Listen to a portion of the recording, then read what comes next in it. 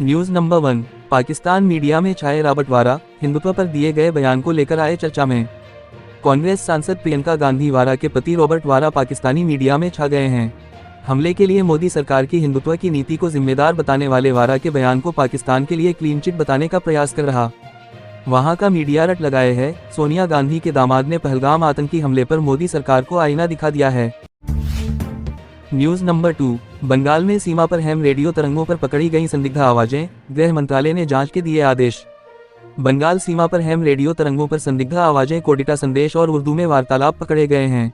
इससे संभावित चरमपंथी गतिविधियों को लेकर चिंता बढ़ गई है। हैम रेडियो के एक वरिष्ठ अधिकारी ने बताया कि इसकी जानकारी देने के बाद गृह मंत्रालय के निर्देश पर जांच अधिकारियों ने मामले का संज्ञान लिया है। दक्षिण बंगाल में हैम नेटवर्क आईपिटाजा को फिलहाल निष्क्रिय कर दिया गया है। News number 3। Pahalgam attack, Punjab से जुड़ने लगे पहलगाम हमले के तार, निया ने 2 जिलों में मारा छापा, कब्जे में लिए सारे रिकॉर्ड। पहलगाम में हुए आतंकी हमले के बाद एनआईए ने अमृतसर के 5 होटलों पर छापा मारा। सूचना मिली थी कि हमले में शामिल आतंकी यहां छिपे हो सकते हैं। एनआईए ने होटल के रिकॉर्ड जब्त किए, हालांकि अभी तक कोई आधिकारिक जानकारी जारी नहीं की गई है। पुलिस ने बाहरी सुरक्षा संभाली। पहलगाम हमले के आतंकियों के अमृतसर में होने की सूचना पर ईना की टीम ने छापामारी की।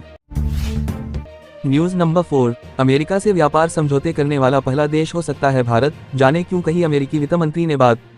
अमेरिकी वित्त मंत्री स्कॉट बेसेंट ने कहा है कि उन्हें उम्मीद है कि राष्ट्रपति डोनाल्ड ट्रंप के पारस्परिक टैरिफ से बचने के लिए भारत पहला देश हो सकता है जो द्विपक्षीय व्यापार समझौता करेगा। उन्होंने कहा कि अन्य उभरती अर्थव्यवस्थाओं के विपरीत भारत इतने अधिक टैरिफ नहीं लगाता है, जिससे यह त्वरित व्यापार समझौते के लिए एक मजबूत उम्मीदवार बन जाता है।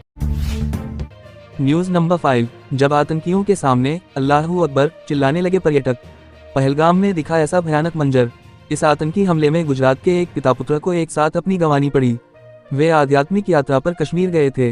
यतीश परमार और उनके बेटे स्मित भावनगर के उन 19 लोगों में शामिल थे जो 16 अप्रैल को श्रीनगर में मोरारी बापू के प्रवचन में भाग लेने के लिए कश्मीर गए थे। प्रवचन में भाग लेने के बाद वे मंगलवार को दक्षिण कश्मीर के पहलगाम गए थे।